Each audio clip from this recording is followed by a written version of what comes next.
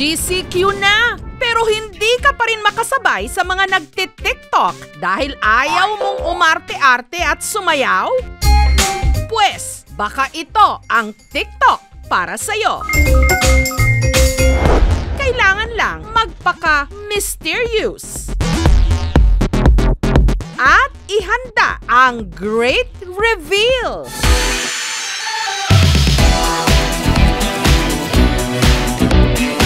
Yun nga lang, kailangan meron kang ka-look-alike na celebrity. Ito ang #lookalike challenge. Ang unang kumasa all the way from Dubai. Sino kaya ang ka-look-alike niya?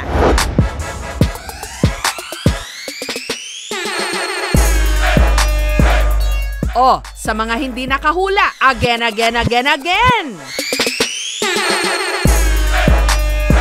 Alden Richards, is that you? Ay mga lover cards, akala nyo si Pambansang Bito, no? Siya ang OFW na si Ian. Ka-look-alike daw ni Papa Alden? Mula sa forma, style ng buhok, pati dimple, Alden na Alden talaga. Ganito po ngumiti si Alden. Naka-lockdown daw sa Dubai nung ginawa ni Ian ang kanyang TikTok entry. So far, umabot siya ng 1 million views.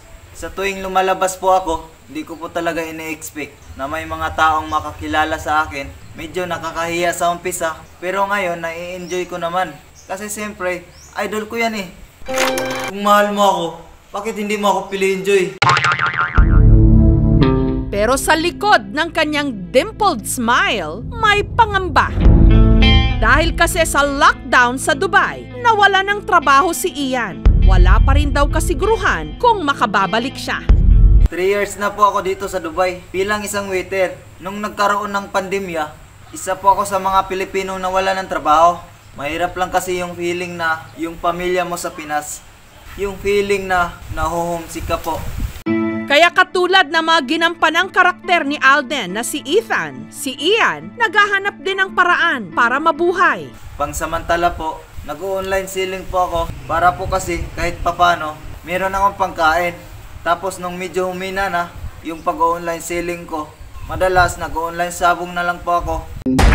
Pero habang ini-interview namin siya, may biglang nag-zoom na photobomber. Sino siya? Lo, totoo ba to? Bago namin yan i-reveal, next TikTok entry muna tayo. Mahuhulahan nyo kaya ang kanya raw kamukha?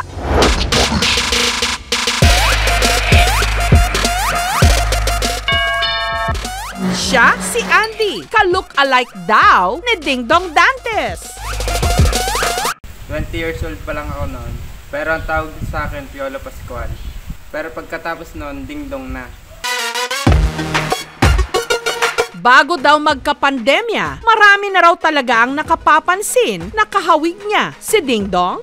Madalas, tinitingnan ako ng mga tao. Tapos sinasabi nila, "Sir, kahawig mo po si Ding Dong." Meron na ding ilan na mga nagpapapicture sa labas. Kasi daw, kahawig ko daw si Ding Dong. Magmula sa ilong, mata, basta lahat, Ding Dong daw talaga ako. Yung iba nga tinutukso pa ako. Marian Rivera na lang daw ang kulang. Sa sobrang hiya ko, iningitan ko na lang sila. Sa tuwing may bibisita nga raw sa kanilang bahay, Pag may bumibisita naman dito sa bahay na ibang tao, lagi sila nagpapapicture sa akin. Pang profile pic daw nila sa FB. Naaalala ko nga noon, dati mga babae talaga naliligaw sa akin. Kasi ang gwapo ko daw talaga. Kamukha ko daw talaga si Ding Dong. Akala nga nila may kakambal si Ding Dong eh.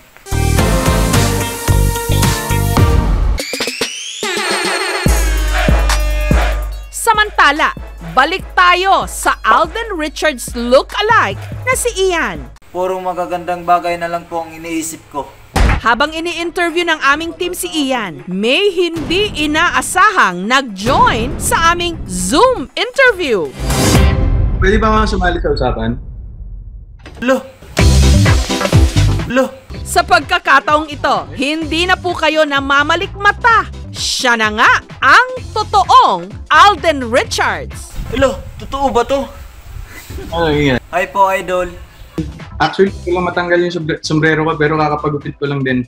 Clean cut, yung dimples, pareho. Yung ganito po.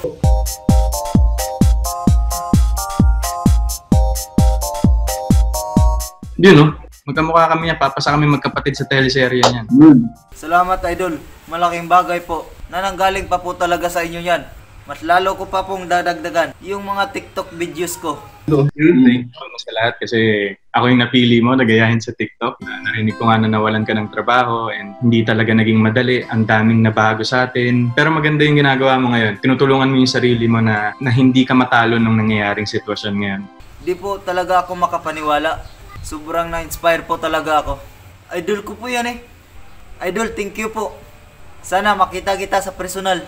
Sige, pagpunta ko dyan ulit. No problem. Sige po ah. Aasahan ko po yan, idol. Tingin-tingin sa salamin, mga kapuso. Baka hindi lang kayo artistahin. May kamukha pang celebrity.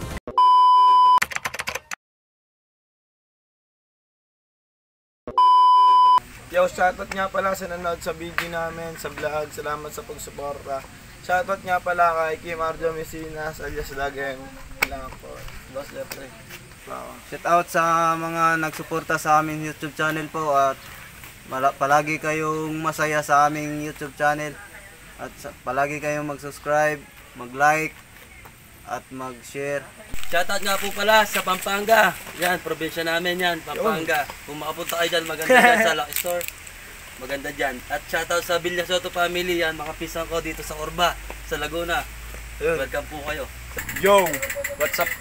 Shoutout nga pala sa tropa ko nagpahiram ng bike na to. At ngayon, pupunta kami sa Magdalena. Shoutout nga pala sa mga nanonood dyan at sumusuporta sa vlog namin. Sana matuwa lagi kayo. At sana huwag niyo makakalimutan mag-subscribe and like.